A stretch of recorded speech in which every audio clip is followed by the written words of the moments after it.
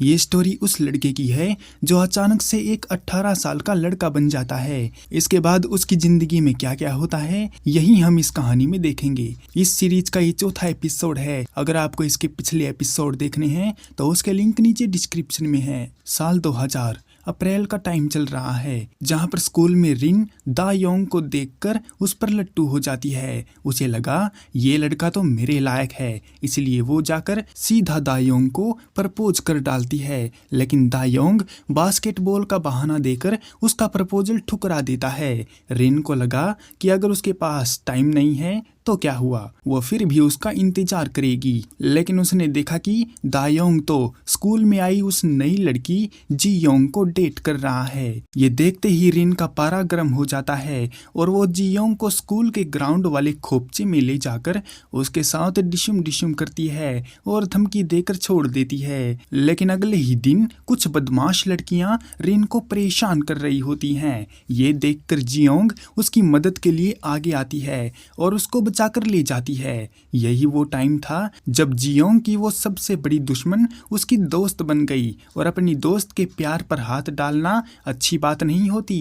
ये सोचकर रिन अपने आप को समझा लेती है और दायोंग से दूरी बना लेती है। इसके 12 साल बाद सारे स्कूल के स्टूडेंट एक दोस्ती वाली मीटिंग करते हैं जिसमें सभी स्टूडेंट एक दूसरे से मिलकर हाय हेलो करते हैं। वो सब एक बार में बैठे होते हैं और काफी लड़कियां अपने स्कूल टाइम के क्रश दायोंग के आने का इंतजार कर रही होती हैं। लेकिन जैसे ही दायोंग वहां पर आता है तो सबके मुंह पर मायूसी छा जाती है क्योंकि उनका चिकना और बास्केटबॉल प्लेयर अब एक अधेड़ उम्र का आदमी बन चुका था और उसके चेहरे पर पहले जैसी चमक भी नहीं बची थी। ये देखकर काफी सारी लड़कियों के दिल टूट जाते हैं। खैर अब क्या ही कर सकते हैं, उम्र तो बढ़ती ही रहती है लेकिन दिल अच्छा होना चाहिए क्योंकि शक्ल सूरत तो बदलती रहती है मगर दिल नहीं बदलता। प्रेजेंट में गुजा और जीहो में लड़ाई हो जाती है क्योंकि गुजा सिया के बारे में उल्टी सीधी बातें कर रहा होता है। फाइट में गुजा जीहो पर भारी पड़ रहा था, इसीलिए उसकी मदद के लिए बीच में युयांग आ जाता है और उसी वक्त वहां पर टीचर भी आ जाते हैं और उन दोनों को अपने ऑफिस में बुलाते हैं। टीचर द्वारा उनको धमकाया जाता है और लड़ाई करने का कारण पूछा जाता है, पर तभी चोई वहां पर आकर इस मामले को रफा दफा करवाता है और उन दोनों को क्लास में भेज देता है। चोई गुजा के पापा को मिलने की बात कहता है क्योंकि उसे बास्केटबॉल टीम में ज्वाइन करवाना है। वहीं जेबीसी के ऑफिस में डायरेक्टर को उन हेट कमेंट के बारे में पता चलता है तो वो जल्दी से मैनेजर हियो को ऑर्डर देते हैं कि वो जियोंग को इस ऑफिस में बिल्कुल भी नहीं देखना चाहता है क्योंकि इससे उनका चैनल डूब जाएगा क्योंकि लोग जियोंग को पसंद नहीं करते। जियोंग को परेशान किया जाता है और फालतू के काम करवाए जाते हैं ताकि वो परेशान होकर जॉब छोड़ दे। लेकिन ये नौकरी जियोंग का सपना है, इसलिए वो बेचारी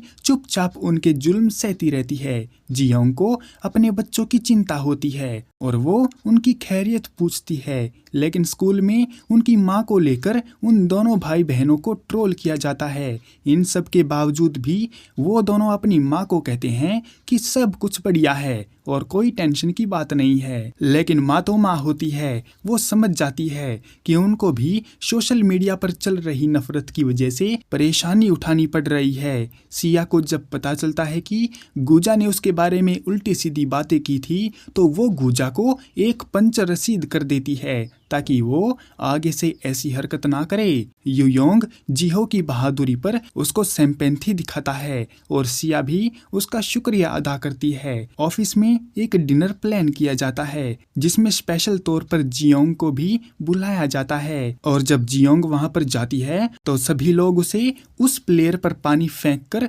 बदला लेने की बात कहते हैं जिसने लाइव ब्रॉडकास्टिंग में जियोंग पर पानी फेंककर शर्मिंदा किया था। सबके कहने के बावजूद भी जियोंग अपना बड़ा दिल दिखाती है और उस बेसबॉल प्लेयर की इज्जत रखते हुए उस पर बस एक बूंद पानी डालती है और मामला खत्म करती है। डिनर पार्टी में डायरेक्टर खूब पैतरे लड़ाता है ताकि जियोंग नौकरी को छोड़ दे, लेकिन जियोंग को इन सब से कोई फर्क नहीं पड़ता। इसके बाद डायरेक्टर यूमी को जीहुन का इंटरव्यू लेने की बात कहता है, लेकिन जीहुन साफ मना कर देता है। उसका कहना है कि अगर वो इंटरव्यू देगा तो सिर्फ और सिर्फ जियोंग के साथ ही देगा, किसी और को नहीं, क्योंकि उसकी उम्र भी जियोंग के बराबर ही है। स्कूल से घर आते हुए ग्राउंड में बास्केटबॉल खेलते हुए सियू का मन नहीं लग रहा था, क्योंकि स्कूल में सब लोग उसकी माँ की इंसल्ट कर रहे थे। तो युयोंग उसे आइडिया देता है कि वो अपनी माँ को कॉल करके उनका हाल चाल पूछ ले, क्योंकि ऐसा करने से उनकी हिम्मत बढ़ेगी और सियू का भी मन हल्का हो जाएगा। सियू को ये आइडिया पसंद आता है और वो अपनी माँ को कॉल करता है। सियू उनसे बात करते हुए उनका हाल चाल पूछता है और चिंता ना करने को कहता है। ये सुनकर जियोंग को काफी अच्छा लगता है और उसे खुशी होती है कि उसके बच्चे उसकी चिंता करते हैं। पर तभी वहाँ पर जीहुन भी आ जाता है और जियोंग के सामने सियू की तारीफ करता है कि उसे अपनी माँ की चिंता है, क्योंकि आजकल के बच्चे तो अपने माँ बाप को नीचा दिखाने में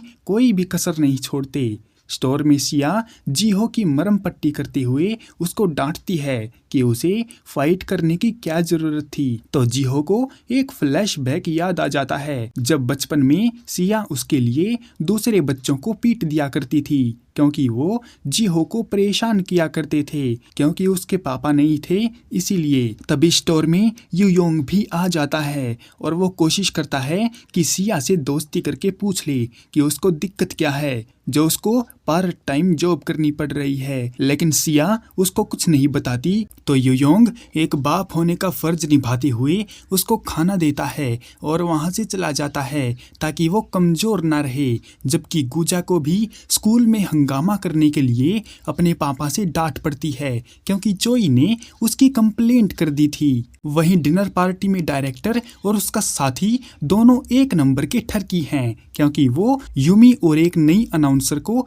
परेशान कर रहे थे। पर तभी वहां पर जियोंग आ जाती है और उन लड़कियों को दूसरी जगह भेज देती है और खुद उन दोनों ठरकी बुड्ढों को हैंडल करने लगती है। दूर बैठा जीहुन ये सब देख रहा था और उसको काफी अच्छा लगा, क्योंकि मुसीबत के टाइम जियोंग हर किसी की मदद करती है। जीहुन जियोंग से थोड़ा घुलना मिलना चाहता है और इंटरव्यू के बहाने वो जियोंग का नंबर भी ले लेता है। जीहुन को जियोंग काफी पसंद है, क्योंकि वो बिल्कुल वैसी ही लड़की है जैसी जीहुन चाहता है। डिनर पार्टी में लेट हो गया था, इसलिए जियोंग पैदल ही घर जा रही थी, लेकिन रास्ते में उसको तो बदमाश परेशान करने लगते हैं, क्योंकि वो भी सोशल मीडिया पर उसके बारे में जानते हैं। जियोंग काफी कोशिश करती है कि वो उसे परेशान ना करें, लेकिन दोनों ठहरे बदमाश वो कहाँ मानने वाले हैं। वो जियोंग के साथ बदतमीजी करने लगते हैं। पर तभी वहां पर युयोंग आ जाता है और बदमाशों को पीट देता है।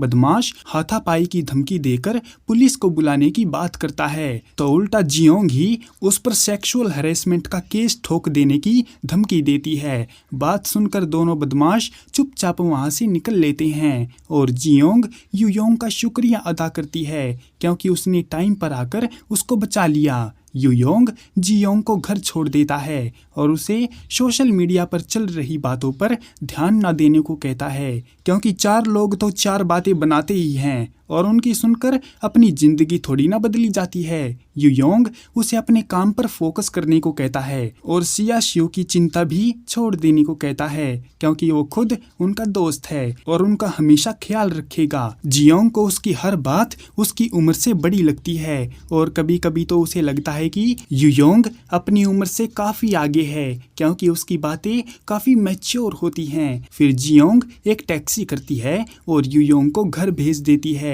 इसके बाद जियोंग को एक लेटर मिलता है जिसमें दायोंग को नौकरी से निकाल देने की बात लिखी होती है। जियोंग जान जाती है कि दायोंग ने उसको झूठ बोला है कि वो बिजनेस के सिलसिले में बुसान गया हुआ है, लेकिन फिलहाल के लिए जियोंग इस बात को भूल जाती है और अगले दिन जीहुन के साथ इंटरव्यू करने लगती है। जब उनका इंटरव्यू चल रहा होता है और जियोंग पूछ रही थी कि उसकी हर बार जीत जाने की वजह क्या है, तभी एक बॉल आकर जियोंग को लगने ही वाली थी कि उसी वक्त जीहुन उसे पकड़ लेता है। ये शॉट काफी अनएक्सपेक्टेड था और सब लोग इससे हैरान थे।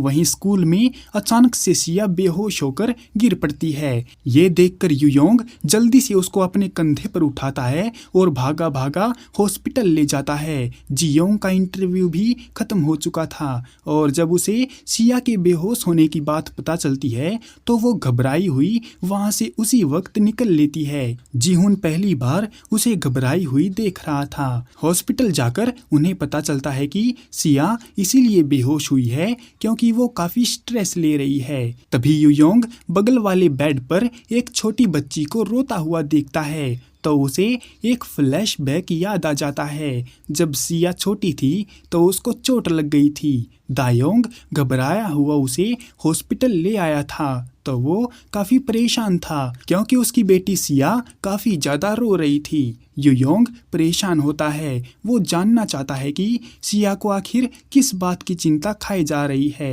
तभी सिया को होश आ जाता है और वो पूछने लगती है कि वो यहाँ पर क्या कर रहा है। तो यूयोंग उसे बता देता है कि वो ही उसे हॉस्पिटल लाया है। और वहीं पर रिन ड्योकजिन पर लाइन मार रही होती है, लेकिन जैसे ही यूयोंग सिया के बेहोश होने की खबर उसे बताता है और ये भी बताता है कि वहाँ पर ओकेहाइन भी मौजूद है तो ये सुनते ही ड्योकजिन वहाँ से भाग जाता है क्योंकि उसकी क्रश उसको बार बार देखने को नहीं मिलती। सिया के हॉस्पिटल में होने की वजह से आज उसकी पार्ट टाइम जॉब की शिफ्ट जीहो करता है, पर तभी वहाँ पर गुजा आ जाता है। उसे सिया से माफ़ी मांगनी थी लेकिन सिया तो वहाँ पर होती नहीं, इसीलिए गुजा बहाना बनाकर वापस चला जाता है। हॉस्पिटल में ड्योकजिन बड़े ही मन से बुके लेकर गया था ताकि ओके को इम्प्रेस कर सके, लेकिन वहाँ पर ऐसा कुछ होता तो नहीं है बल्कि उल्टा ओके के सामने उसी की बेइज्जती हो जाती है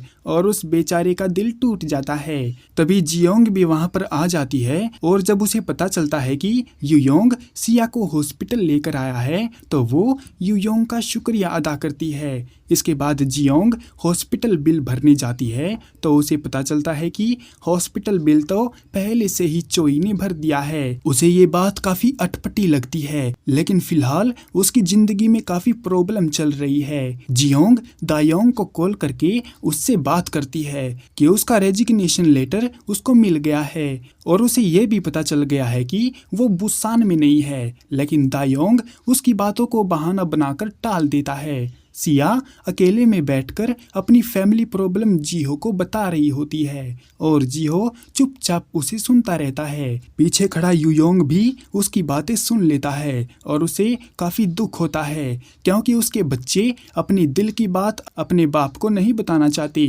जियोंग ये सोच सोच कर परेशान होती रहती है कि दायोंग झूठ क्यों बोल रहा है। उसे लगता है कि दायोंग उसे धोखा दे रहा है, इसलिए वो अपने डिवोर्स की फाइनल डेट दायोंग को बता देती है। फिर अगले दिन जियोंग कोर्ट में होती है और दायोंग के आने का इंतजार कर रही होती है। अब दायोंग वहां पर कैसे आ सकता है क्योंकि वो तो यूयोंग की बॉडी में है, इसीलिए दायोंग वहां पर आ जाता है और कहता है कि मैं ही दायोंग हूँ। फिलहाल के लिए इस एपिसोड को यहीं पर एंड करते हैं। अब क्या होगा? क्या जियोंग को पता चल जाएगा कि जिसको वो बच्चा समझ रही थी वो उसका हस्बैंड है? ये तो हम आने वाले एपिसोड में देखेंगे।